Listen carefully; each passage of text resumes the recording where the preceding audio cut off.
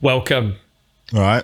I was looking into the light, like the dot to be really accurate. And then I thought, I can't do the podcast like that because it will be really weird to just feel like I'm ignoring you. I'm looking at you again now. Yeah. Well, I've got that. I've got the webcam on top of I'm just going to put my hand in front of the screen on top of my monitor. And if I look at you, it looks like, where am I looking right now on the screen? Probably. Well, it looks like you're looking at the screen, so you can kind of tell what you're doing. But if you want to look directly into the camera, you have to look. But then it's kind of weird because I like to chat to you. So yeah, I'm going to chat to you. How are you? I'm all right, mate. I'm all right. I'm just aware right now that I'm not a performer. Like looking into the camera or looking near the camera. That's a skill. That's stuff that I don't know about. You are a performer. You are on episode 14 of season 2 of a soon-to-be award-winning podcast. I don't want to. Listen, when they bring out the Shambolic Awards, when they bring out the award for the most shambolic podcast, we, my friend, are going to be sitting there in our tuxes, giving each other a look of like, here we go. Here we bloody go. Yeah. Marcus will be there as well if he makes it on time. Yeah, he won't be able to get it. They'll satellite link him in and it won't work. Yeah, exactly. We live up to our name. I'm going to give you something to draw. Right. So get ready on the theme tune. And I had a bit of think about this morning. I actually thought, what do I want Mark to draw? And I thought, I've got a good one. So you got your pen ready? Got the button ready on the theme tune? Right, yeah, I've got that. All right, this is what I want you to draw. I'd like you to draw, in only the time it takes to play the theme tune, what Christmas means to you, Mark Carver. Okay, right. He's off. I left my dad's coat at a show. The sound man found it, don't you know? If you're listening and not watching on YouTube, Mark has bowed his head. It took a while for me to get it back, but we stayed in touch and made each other laugh. And then we found a date that fit to meet up. We recorded it in a hotel. And that's how the Blue Coat Diaries started.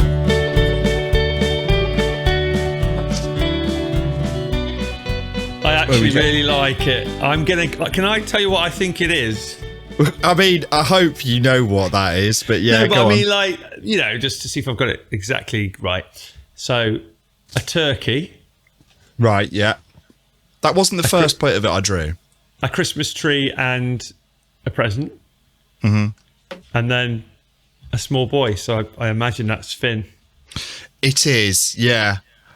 I bet Finn can't wait for that flying turkey. He repeatedly asked me to make chicken with bones in it. That's one of the things. Because I think he likes the idea of the caveman. He likes the leg. He likes the leg. But I like that way of saying it, chicken with bones. I think for me, I ignored Christmas for many, many, many years. It's not really something that I'm into. But it's for him. It's for little people. It's not for us. You sort of rediscover the magic of it, don't you? Yeah, I enjoy this bit of it. And I do like food. And even when I was sort of hermiting by myself and ignoring Christmas, I usually did cook myself a nice dinner. And I still do. Well, listen. That's just because I like food. And I think it's a lovely image. And I reckon you'll be able to find yourself a turkey with bones if you look around. Yeah. I mean, not like those flat ones. A turkey ones without bones is just mince, exactly. Isn't it? It's just a bag of mince. Turkey without bones is roadkill. I mean, still bones, just broken ones. Yeah, broken bones. Right, this is taking a turn, hasn't it? It's a bit dark, Welcome innit? to the podcast. It's number 14. And it is. The first thing we're going to do today, now we've done our drawing, is we're going to chat about what we've both been doing and where we've been. We like to do that. So I'm going to go straight in and tell you that last Tuesday, remember I went to Derby and I did a couple of shows in Derby because you were thinking like maybe you'd try and get along. Remember that? Yeah, you weren't able to. Well, at the second show, a lovely place called the Shiny Tap Brewery in Derby. Let's big them up because it was a lovely gig. Halfway through my set, you know what happened? You've had their beer? Yeah. Oh, perfect. Everybody down there was definitely drinking a beer. It was a great atmosphere down there at the gig. Halfway through my set, They brought a big cake out, big birthday cake. Yes, because it was birthday, wasn't it? How cool was that? Yeah. Halfway through, and everyone was singing. And what was funny was, someone You gave had me no the idea? clip. I didn't have any idea, but here's the best bit of it, right? This Right. is the funny bit. I thought that was so nice. The whole room was just saying happy birthday to me. That's brilliant. Give me a cake. Someone sent me a clip of that. Like someone that was, I think it was one of the bar staff filmed it, and they sent me a clip. I thought, that's really cool. I put it on social media. And then when I watched it back, and it is on my Facebook if anyone wants to see this, it is a lovely clip. Everyone is singing. But I noticed that when it got to my name, remember I'm on at a comedy club, quite a lot of people sang, who are you, for the name. But they didn't actually know who I was. Star power, Jonny. It's the star power, mate. Yeah. But what, there you who go. are So you? What, do they do guys. it like a football chant? Like, who No, are you? It wasn't aggressive. It wasn't like, it started off with someone bringing a cake out and ended up with like a football hooligan fight. I mean, that would have really been a Who bad is this result. man and why has he been given a cake? It was more like, we can't remember the name of the act that's on last that his cake's coming out for. But they were great. They were really great. So that was Tuesday. And then on Friday, I went to Wigan and Widnes to do a couple of shows. And you know I was what? chatting to... Yeah, go on. You were just round the corner from me. Where were you? Lee. That's At up Lee, that way, isn't it? doing like a festival or something. West of Manchester, isn't it? Yeah. What was yours? Like a tribute festival? Yeah, that was a tribute festival. I sent you a picture, didn't I? Yeah. Go on. And Tell me about Wigan. Well, I was just going to say they were both fun shows, but the story that I came away with that I made a note in my phone, I must tell Mark this because it really made me laugh, was I was gigging with an act called Danny Deegan, and Danny told me this story. We got onto it in quite a sort of long, chatting about lots of things way, but this is the bit of the story I want to tell you.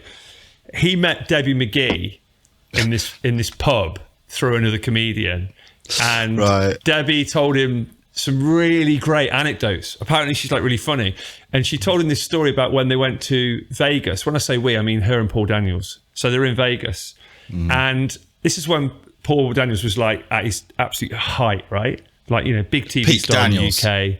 Peak Daniels. That's a good band name. Peak Daniels. Is this pre or post Whizbit?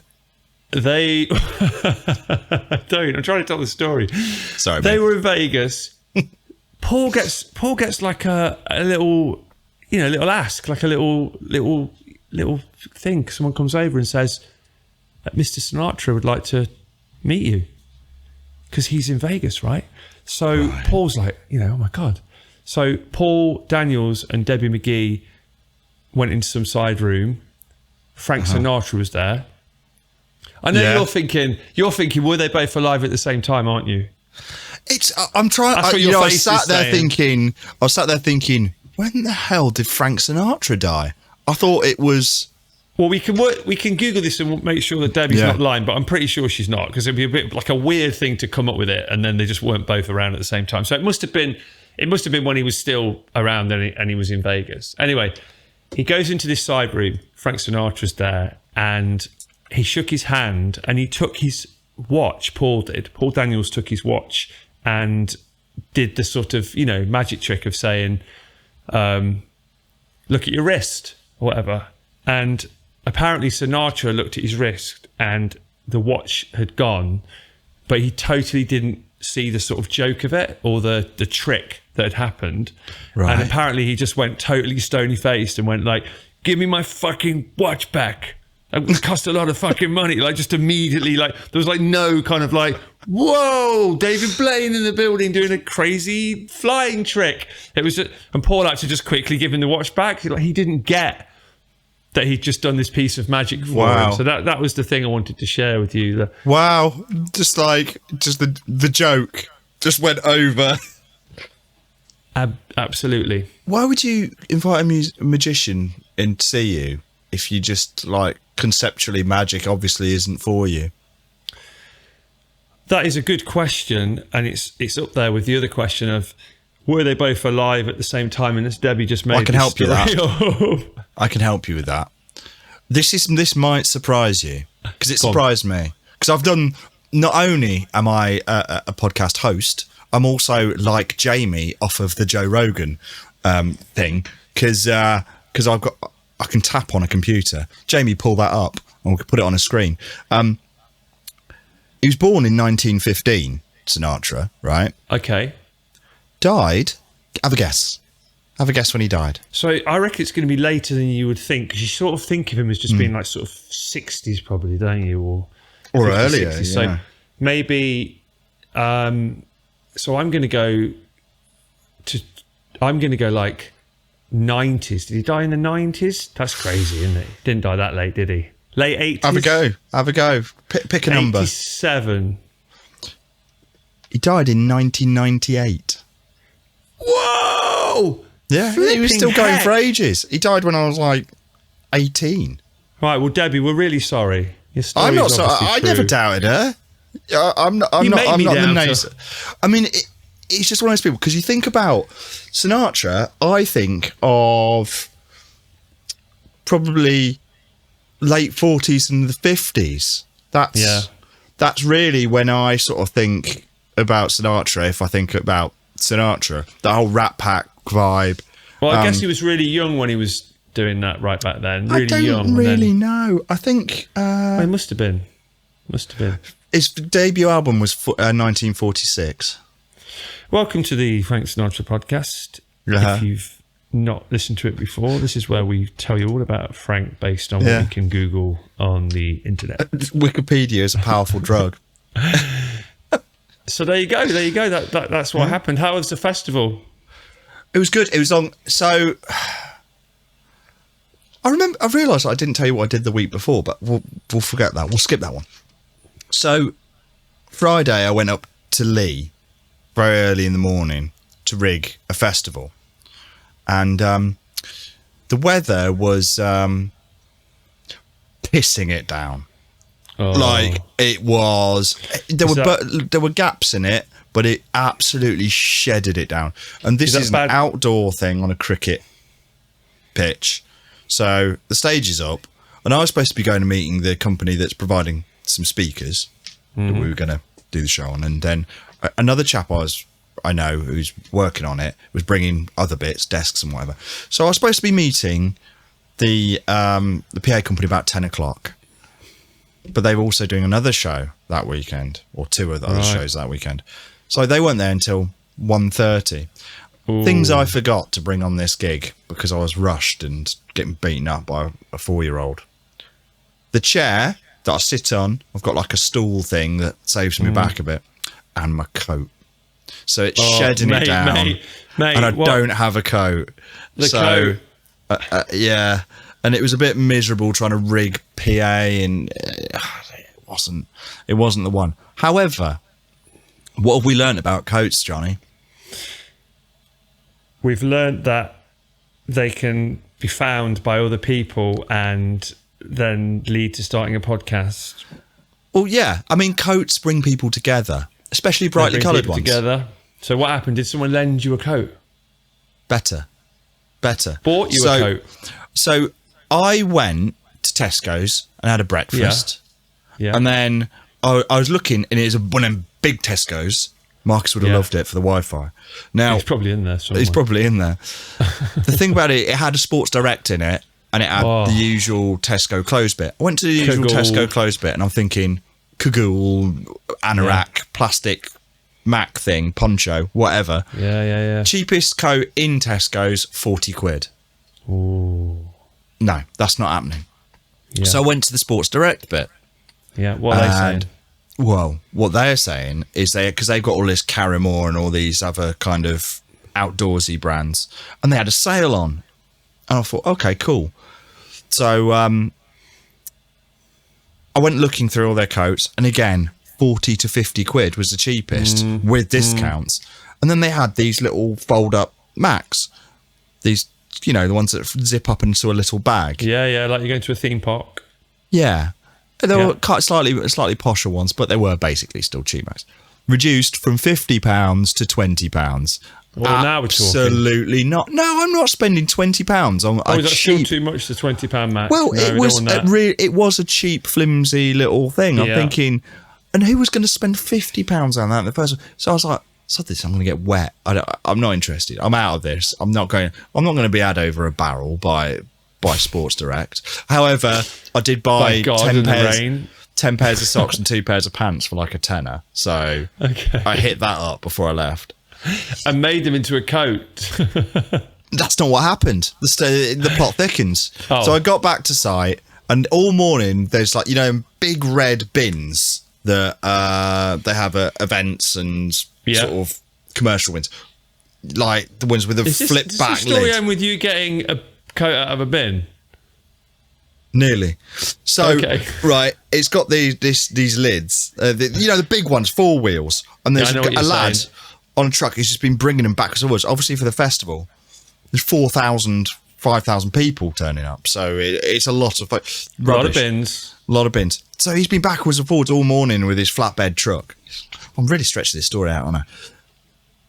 I said, "Oh God, you've been backwards and forwards all morning, mate. I'm just waiting for this." So I just started chatting to the chap. He's having a rag outside his bin van.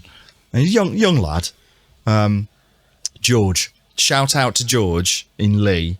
Hang on a minute. If he ever hears this. You sent me this. a message saying that George, the Biffa driver, was the best ever, and I've got a feeling that's coming in now. I feel like it's coming in. Driver. Here we go. So he's an absolute lad. So I'm chatting to him. He's having a frank, and I said I've just been to Tesco's to buy a coat and told him about the piss take on the 50 quid down to 20 quid. He's like, "Oh, I." He's, hang on a minute. He goes into the cab of his truck and he pulls out. It's not a Biffa jacket. It's a Just Eat jacket. Bright orange, quite good quality, way better quality than the thing. Yeah. Like one of the ones that they give to drivers to protect them when it's pissing it down with rain. Oh, there's the perfect thing. So he says, have that. Perfect fit, exactly my size. How did he have that? Well, apparently, Biffa took over this warehouse, and the people in there before would Just Eat. I'm probably not supposed to say this because they might get in trouble, but they had, and when they moved out, there were skips full, absolutely to the brim of all this rainwear. Just thousands of them, and they just binned them. So they said, and he said, "We've all got them."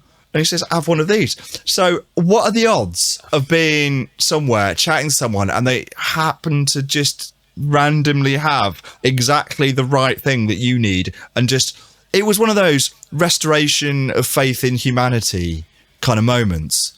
I sat there thinking, well, you should take a bit of credit there as well, because you've got the kind of manner, and this is like why we got on the very first time we met when you did the sound and then I left the coat. You've got the kind of manner where people like you and they want to like hang with you and they'd be happy to, have a chat with you and whatever. So yes, it is a good bit of fate, but also if you'd been like off with him or, a bit frosty or annoying or anything like that, he probably wouldn't have been giving you a coat.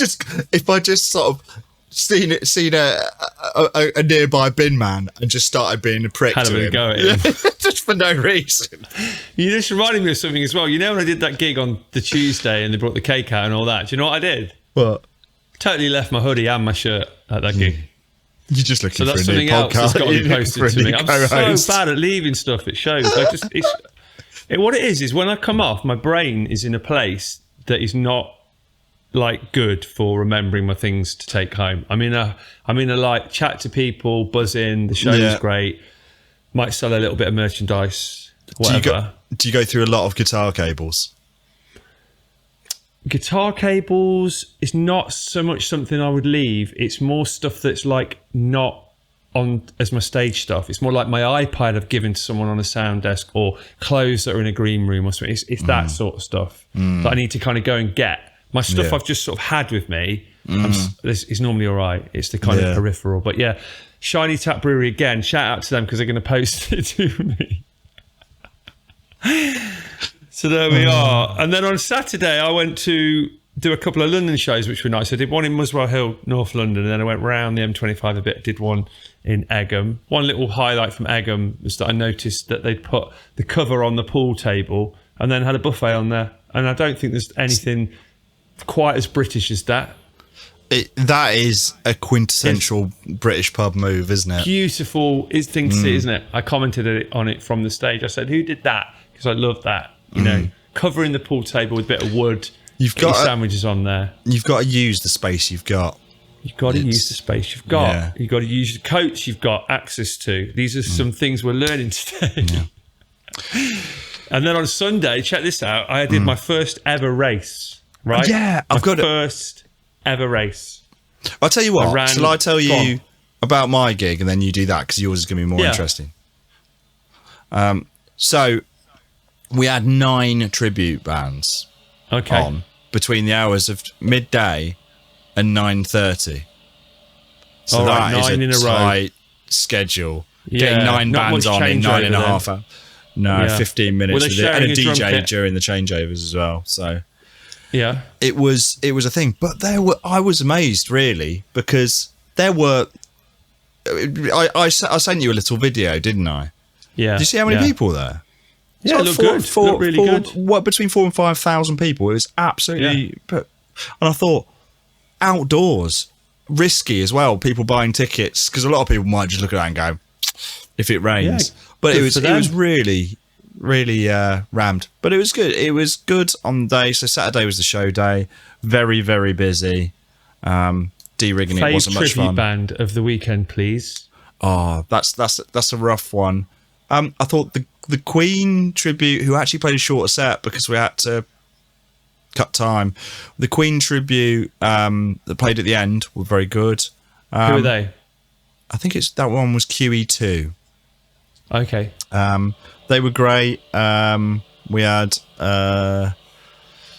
there's a Stereophonics one which is all right because it reminded me of the first album, and I quite liked the first album when I was a teenager.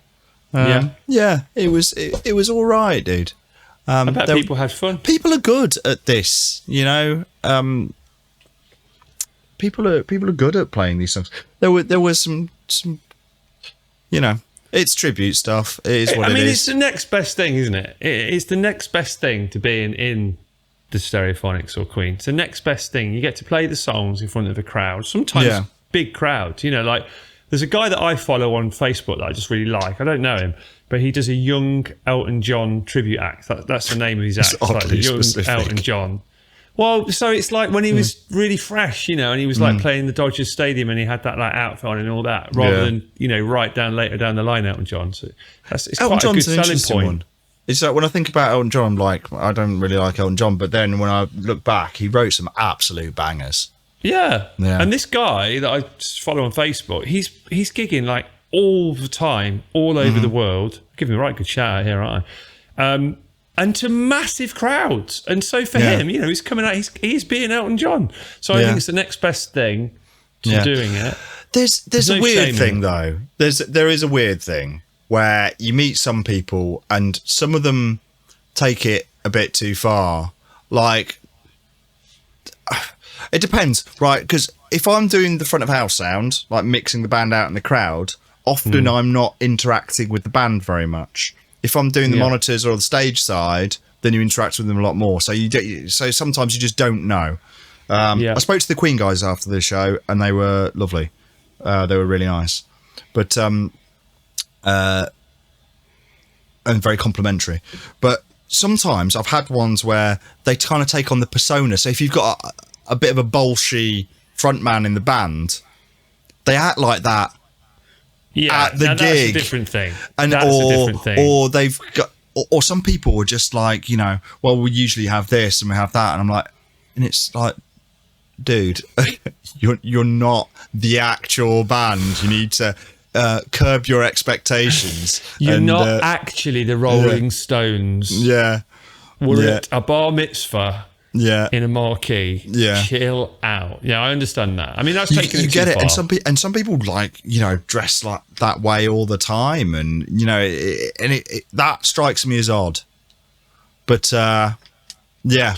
Well, I guess they just get they get carried away and they start to sort of think that they are the act. Yeah, that's where the line is. That's where the line is. That's where the line is. Tribute acts. Listen up. You need to come off stage and be nice and be yourself, and not try and carry it on off the stage. And then there's acts that I work with who are very much the opposite. They're you know, they're lovely off stage and they're lovely people to work with. They come off, they throw the wig on the ground, and they say, "I fucking hate that band and all those songs." And the prick that fronts them. on Sunday, I did this race against my brother. I mean, it wasn't supposed to be. It sounds against like we went your brother. for a race. Hang on, wait, what? Yeah, well, this is what happened. So this is what happened. We both ran the Vitality 10K in London. Right.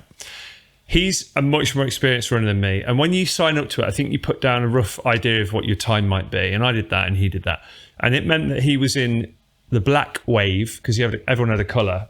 He was in the black wave, which I think went first. And then I was in green, which I think was like maybe 1 behind or 2 behind. And when we got all our stuff through, like all our race packs and everything, we realised that he was starting 2 minutes ahead of me. So I was saying jokingly, I've got 2 minutes to try and like catch you up. So I'm going to spend the whole race just basically trying to catch you and then go past you. I was kind of messing around because he's a more experienced runner than me. On race day, we actually hooked up before the race. This is my big brother, by the way. And he said, I could hold back and run with you. So I could basically start when you go, and then we could go out together from the line. So I was like, he doesn't care about his time that much. No, or he could knock 2 minutes off it, couldn't he?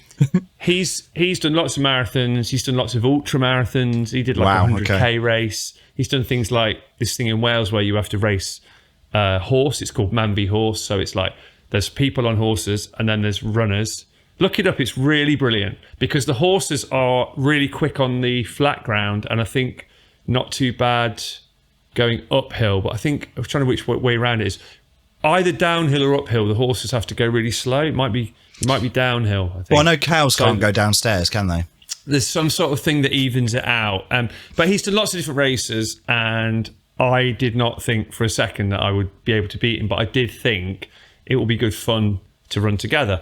So he decided to do that. We started together, and then in my brain, I was like, right, I'm just going to try and see how long I can stay with him. So it might kind of kill me doing this, but I'm just going to see if I can just keep up with him and just see how far into 10K I can run at the pace he's running. I found myself... Because if he's doing ultra marathons, 10K is like nothing to him, is it? Exactly. It's like a park run to him. So halfway through, about a 5K, I was still with him. I sort of thought, wow, I don't know if I can run at this pace for another 5K. You know, I was thinking any minute now, he's going to just start going away from me and I'm not going to be able to keep up. But I really dug in, really, really, really just kept my focus on trying to stay with him. And then I managed to stay with him to 9K and I thought, right, this is it. I've got a K left. It's just 1K. So I'm pretty confident he'll go ahead of me now and beat me. But, you know, I've done really well. So I felt really happy at that point. So I thought I've stayed with him for 9. That's great, right? There's no shame in that. I've done really well there. But then I managed to stay with him and it got to the last 500 meters and you could sort of see like that we were going to come around the corner into the Mall in London. That's where you finish going down the Mall. It's amazing. And I just thought, you know what? I'm gonna have a go. I'm gonna see if I can beat him. So I basically like ran off from him. I ran off from him as fast as I could, and I thought he's going to beat me. What he's going to do, he's going to watch me go, and he's going to think, oh right, okay then. And then as we're going to come towards the finish line, he's just going to come hurtling past me and beat me, right? And I've played sport when I was a kid with my brother and stuff, and he always beat me at everything, like basketball, football, anything. So in my brain, I was back to just being a kid, and I thought, I'll try really hard here. I'll give it everything, but my big brother's going to beat me. And I think he could have beat me if there was just further to go. But what happened was I went over the line and he just ran out of road and he couldn't catch me, and he came in 2 seconds behind me, so I beat him by 2 seconds. I was so happy. Apart from the 2 minutes he waited for you at the beginning. Yeah, well, you know, he didn't wait for me. We just went out at the same time rather than, you know, like the wave when they let you go kind of thing. Yeah. That was quite sneaky though, wasn't it? What? It was quite sneaky to wait too, because he probably thought, oh, we're in this together, we just run it together, it doesn't really matter. No, he didn't. And at the end you were like, right, I'm going to try and have him. He didn't. It wasn't like that at all, because he said to me, like, you know, you run your race and I'll run my race. And I said, well, I'm just going to try and keep up with you.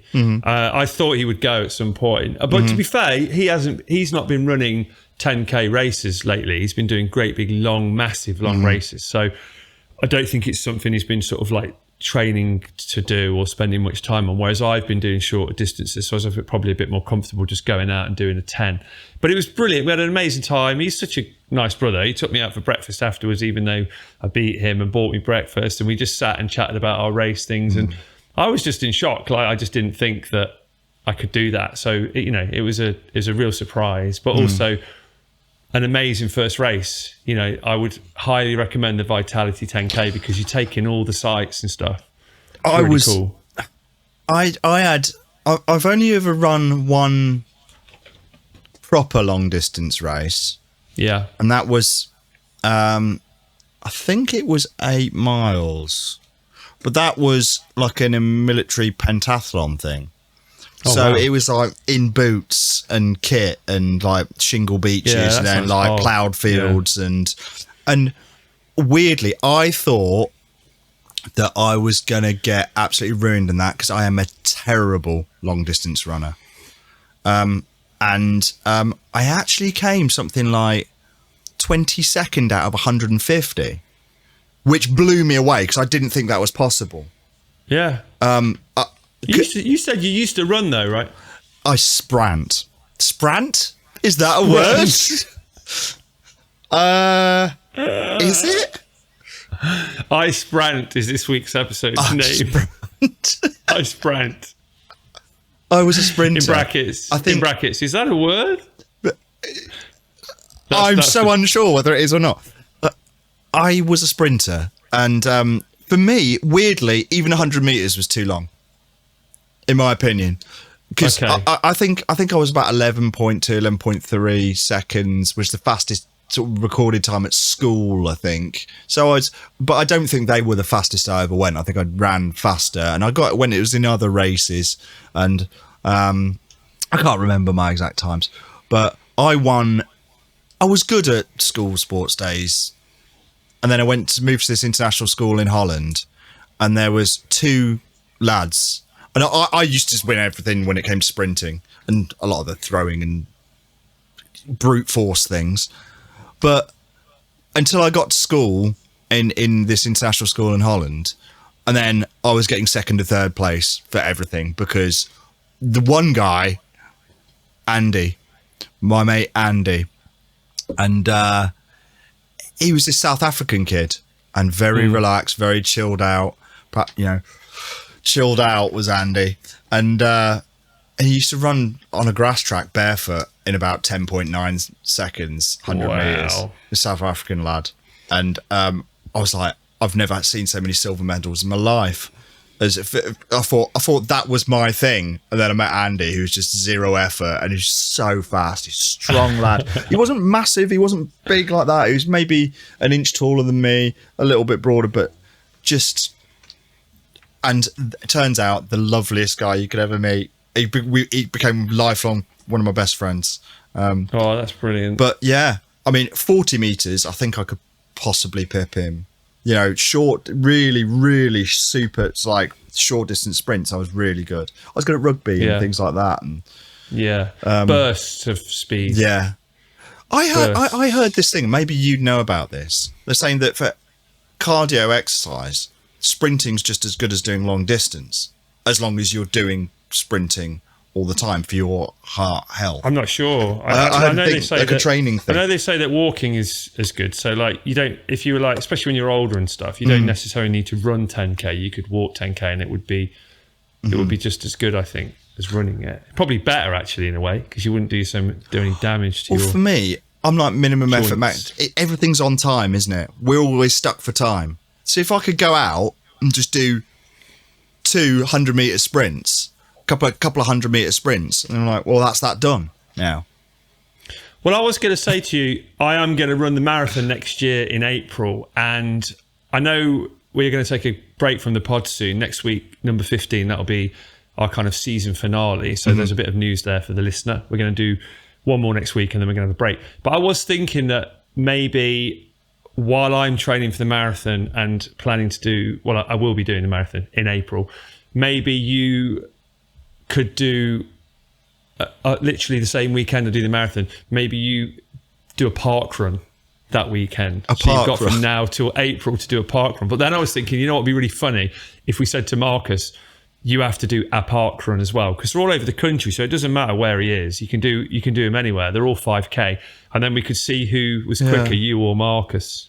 What do you think to that? That's just a little idea I was thinking about. A little float float my idea there. Yeah, I'm really not built for it. I'm so out of shape with that kind of stuff. Like wildly. Ages, though, dude. Got ages. I might see if I guess what I'm saying is if I can run 26 miles, I reckon you could do 5k between now and April. I've been trying to convince myself that, and telling myself that I'm going to go and do this, is get around, Carsington Water. Right. I think that's about 8 miles all the way round. I've been trying to tell myself that I'm going to go and do that. But 5k is a nice distance. Yeah, so, I've had this idea in my head to go around Carsington Water. You think you could beat Marcus? What, round Carsington Water? I don't know. Marcus seems quite... I was thinking a park run, because then he can do one wherever he is and you can do one wherever you are, and then we just look at the times, because they send them through on an email. It's great. You get the times. There'll be there's no thing to fudge it or anything. Right. Have a think about it. I'll ask you about it next week. I don't know. I'm so bad at long distance running that I think I can make it round, but I'm persistent. Gonna make a note now. Gonna make a note. Look at the top of your hat. That's what he thinks. Yeah, ask him what he thinks. Listen, before we go any further, can we have the halfway through jingle, because we're definitely halfway through. Oh wow! Yeah. Wow, how's that happened? Let's fire that up. Let the dancing begin. It's about the middle of the podcast. About the middle of the podcast. And if you like it, you can help us out. It's so easy to help us out. Like and subscribe to our show. Like and subscribe to our show. Yes, do like and subscribe to the show. Definitely subscribe, because then after the break, when we make another podcast at some point, you'll know, because you'll get a thing saying it's out. We're going to do some correspondence now. So I know we're going a bit jingle heavy in this section of the show, but if you play the jingle, I can get the correspondence up on my laptop. And then is that all I am? Just a glorified button pusher to you? London, Tokyo and Penzance, we want your correspondence. Right, we were talking about great things to shout after I was telling you that I love it when an audience shouts yeehaw for me at a show when I do my country dancing bit. We've had some nice replies. The first one is a football one, and we have to boo it, right? Remember, we have the Derby County player on the show, Tom Barkhazen, and also we're both from Derby, so get ready to boo, because Laura Wright for a while sent in a message. She said, my favourite thing to shout is "You Reds," because she's a Nottingham Forest fan. Boo, boo, boo. Where's your booing? Come on, you got to boo that. I don't follow football. I couldn't. I know, but we have to be loyal to Derby County because he came on the show. That's what I mean. Okay. Now, this one I want you to recreate for me. This is Graham, who came on with Elaine. Graham and Elaine, remember, from a whole lot of comedy. We had a four-way, didn't we? We had a four-way. I want you to recreate this for me. So get ready. You just got to shout this. But he likes, his favourite thing to shout is "That's fantastic." So can you have a go at that? What, shout it? Yeah, in a joyous way. I'm going to move this away because I'm a foghorn. And it'll distort. That is fantastic. There we go. Lovely, I like that. Yeah. I mean, that is the sort of thing that Graham could shout at the end of the four-way. Yeah. Now, this one I want you to finishing shout. Move. I like making you shout things. This is definitely my new favourite item. I want you to shout this one, but now you've got to go into rage here. So turn on your acting This is going to be easy. Imagine that you're shouting it out of the window of your car to someone who hasn't said thank you to you when you've given way. And Bryony Louise likes to shout, "You're welcome, dickhead." So give that one a go. I do this probably 4 or 5 times a go. "You're welcome, dickhead." There was a real bit of method acting in that one. It wasn't easy. It came easy to me. I just reliving the school run. I'll do this one. This is from Paul Brierley, and he likes to do it in the style of Freddie Mercury. He likes to shout, "Ew," like that. Ew. Which is obviously what I replied to him and said, hopefully you get a reply. That's the thing. That's a good thing to do at a festival or something if you've got a big crowd, obviously. Well, they did that. Try and get them to go along with it. Oh, I bet they were doing it at your thing, were they? Yeah. Ew. All right, what about this one then? Chris Davis says he's keeping it original with bollocks. Yeah. I mean, yeah, it's a classic, isn't it? What percentile of the responses we got were just filth? They weren't too bad this week, so maybe people like kind of listened to what I was saying on the last one. Stuart Bowkett, big fan of the show, likes to say, how's it hanging when he's at a nudist camp? I mean, there's two bits of information going on there, isn't there, in that? Yeah. One is that he likes to say how's it hanging, but the other thing, he just mentions that he's at a nudist camp as well. I mean, I get the joke, but I'm just saying, like, do you think he goes to the nudist camp specifically to deliver the line? Maybe, yeah. I mean, that would be good if he just went just because he got a good line to say. Can't have his Tom way. King, who's a comedian, likes to shout "dirty get," which is an Alan Partridge thing. Get. So in an Alan Partridge voice, like "dirty get." Yeah. A bit more like that, I guess. Yeah. But winning this week is the brilliant comedian Phil Nichol, who I've done a show with Phil. Yeah. Phil wrote, and it got 4 likes on Facebook, four laughing faces on Facebook. So thanks, Phil. And his is quite simply, and you have to shout this one for me, I love dick.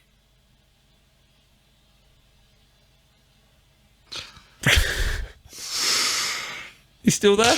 Yeah, I'm here. I love dick. There you go. There we go. Finish on that one. So there we go. That's the thing. Thanks to the can we- correspondence. I'd like some context. I think Phil probably just likes shouting it out just because it's like a funny thing to shout and he gets a good reaction, I reckon. Is this just like... was this just all an elaborate ruse in order to get me to shout I love dick? No, you have a look at my Facebook, you'll see it's there. It's there. It's all genuine. Well, It's all Paul, genuine. I hope you take your 4 laughing face crying emojis and wear them with pride. Now, we're going to open a brand new topic Where would you here, shout that, and though? Oh, you can shout that wherever you want. And that's why I'm not allowed in mother care anymore. You know, just...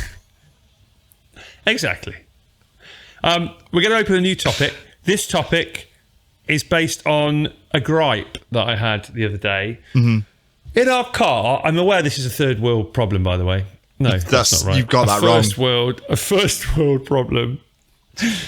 And the air the other day conditioning in was the car- too cold. Oh, so funny. That's literally that. It's not.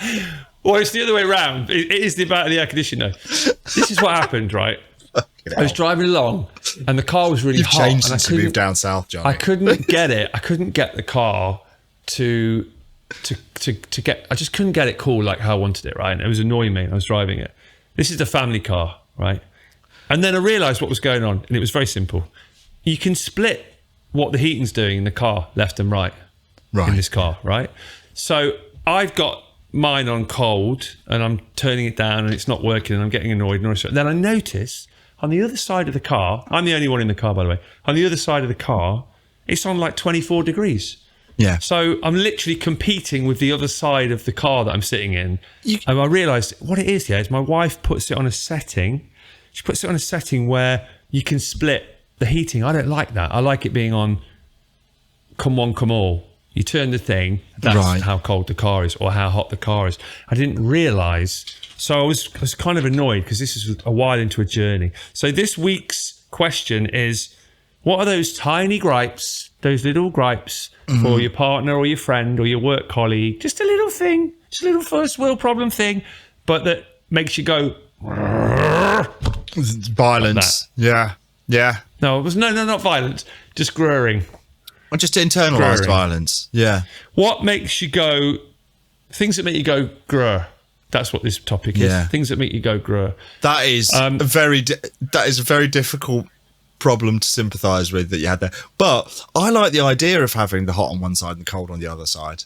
Oh, so you're backing the wrong horse. No, here. well, because I'm interested to see if you can create a microclimate. Because when you get hot air currents and cold air currents, that's how weather happens. Can you create weather in your car? Well, meteorologists, please get in touch. It didn't really create any weather. The only thing it created was me just getting really wound up by like why I like it was that. still hot, even though all right. Anyway, have you? I mean, I know you're not dating at the moment, but family, an ex, a work person, anybody, first world problem gripe. Can you think of one? Like shouldn't really moan, but it winds you up. That's what we're looking for. Yeah. I mean, I'm trying to think of things that wind me up. And the reality of it is that everything winds me up. Just generally, things falling over or getting knocked over or stuff like that. I'm not a massively clumsy person. But, you know, when things just get in the way and fall over and stuff like that drives me insane. That, like, when things are in the way. The first time we met on the first podcast. Yeah. You're just talking about gravity there, I think, aren't you? No, not so much gravity. I think entropy. So you're annoyed at yourself then, no, right? You know what? That's you doing it. I think that I'm I'm not clumsy, but I think I am what's the word? A singularity of Newton's second law of thermodynamics. I believe where I am... You're going to need to explain that to me. I don't get that. What does that mean? All systems trend towards entropy, you know, chaos. So when all roads lead to chaos. When I'm in a space or near a thing, I think there's more entropy where I am than there is outside of that sphere of my existence. Okay. I think I've got more Newton's second law of thermodynamics. It better be the second one. I'm going to be annoyed if I've got it the wrong law. But I think I've got more. I've got more. Yourself again. I think there's that would annoy me. I think there's more. I've got more Newton's second law of thermodynamics than everyone else, which is kind of not the point of the whole thing. But yeah, that annoys me. Well, stuff falling over, chaos. Facebook, JA like Jonny Awesome, or Facebook the BCD Pod. And next week on our finale of this season, we will read out your gripes. I mean, I guess it's listener grumble news, really, in a way. The grumble zone. Oh, mate, I've got a grumble zone. Go on, give me a grumble zone before we head out. Telly. Did I tell you about my telly? This is the entropy, right? Done? So I mean, what's it done? Sorry? What's it done now? Well, I was in the other room filling the dishwasher and I heard electrical burning smell. I'm like, oh God. So I'm checking the dishwasher because I just switched it on. I'm thinking, dishwasher's on fire. I need to stop that from happening. Look around the house. It's not the dishwasher. It's not anything else. Eventually I get back and I smell it's the telly, I think, this electrical burning smell. And it was off. Yeah. It was on standby. It wasn't even on. Oh. And it's just gone. No power. So I thought, right.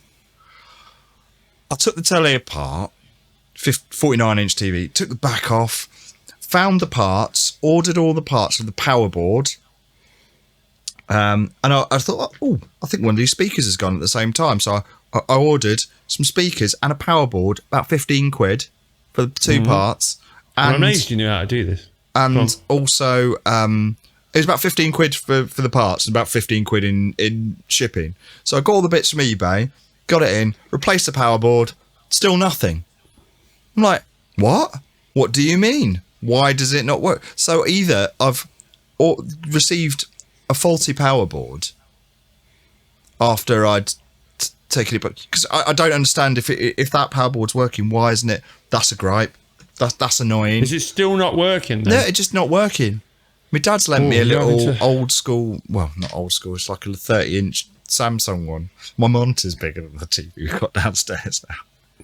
But at least you've got something for Finn to watch. Yeah. To be honest, it's been nice having a bit of time off the telly for him, you know. Yeah, sometimes you notice when you're not on it, it's actually quite nice. And you just start doing stuff you don't normally think you've got time to do because you normally, you know, you get sucked into stuff you watch. All right, well, that's what we want. We want the gripes. And where are you going this week? Let me just quickly tell you, I'm going to be in Manchester on Thursday, York on Friday, Wigan on Saturday, and Southport supporting Climpton Baptiste in a theatre on Sunday at the Southport Comedy Festival. Do you know who that is, Climpton Baptiste? He was in Phoenix Nights. He's the medium. Oh, yeah. He's the one that comes in and does the bit. He's great. Really funny. So I'm doing all that. Someone else who did one of those. Oh, actually, no. Yeah, we'll leave that. So where am I going to be? What's happening this week? I don't think I've got any shows booked in. I've got a lot of stuff to sort out. I've got some stuff to sort out with the new venue. I've got some stuff to sort out with some other stuff that I've got going on. life things. So my parents have sold their house. Big news. Well, I lived in that house for about 13, 14 years. Yeah. And chipped in the mortgage on that and whatnot. But so they've sold that off, and they're going to probably go and live abroad somewhere because, Oh, wow. it's too expensive to live in this country. Then. Yeah. So where do you know where they're going to go? No, they don't know where they're going to go. They've done this their whole lives. They're like all over the place. They've just set off. Don't, itchy feet. They never stop. Oh, fair dues, fair dues. All right. Well, if a show comes in, you can tell me next week anyway. But we'll be back next week for a season finale of this second season of the Blue Coat Diaries. What are we going to do, mate? I think that's. Is it going to be cake? We're going to have a party, yeah. Right. I mean, you wait to see the party that this we're better be good. There's going to be balloons. Okay. When you're making a podcast, that's really can tell when you're listening when there's some balloons. That's what I've found. Just a gentle squeaking in the background. I mean, balloons.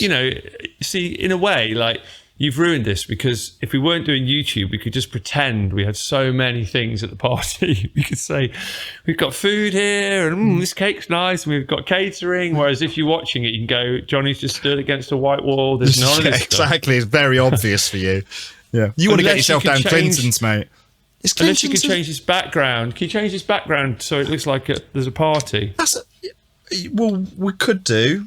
If it were green, I might. No, I can't. Not if you're wearing a white hat and shirt. White t-shirt. I can actually do it, but it's going to take me ages, and I don't want to. We're going to head. But what were you saying about Clinton's? Just to finish on that. Does it still exist? Did it go the way of the Woolworths? Is it an R price? Exists. I think it still exists. It's not gone Rumbelows. I don't think it's gone Rumbelows. I think it's out there. Right, listeners, let us know if you've seen a Clinton's in your town. And we'll see you next week. Listeners under the age of 38, look up Rumbelows. We'll see you next week for another and a final series finale episode of the Blue Coat Diaries. Let's have the outro tune that was made and sung by Mr. Mark Carver. Bye for now. See you later.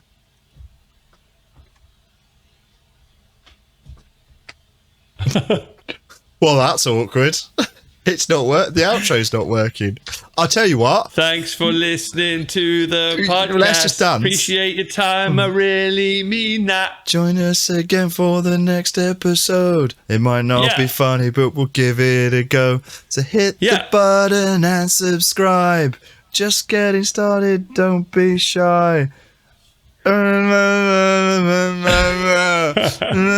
right if you dare. Can you remember? Another episode coming to you, something like that. What you gotta do? Thank you so much for listening. Here comes the end. It's a wrap. It's a wrap. Cool. I'm glad to. Perfect. Fuck you, Riverside.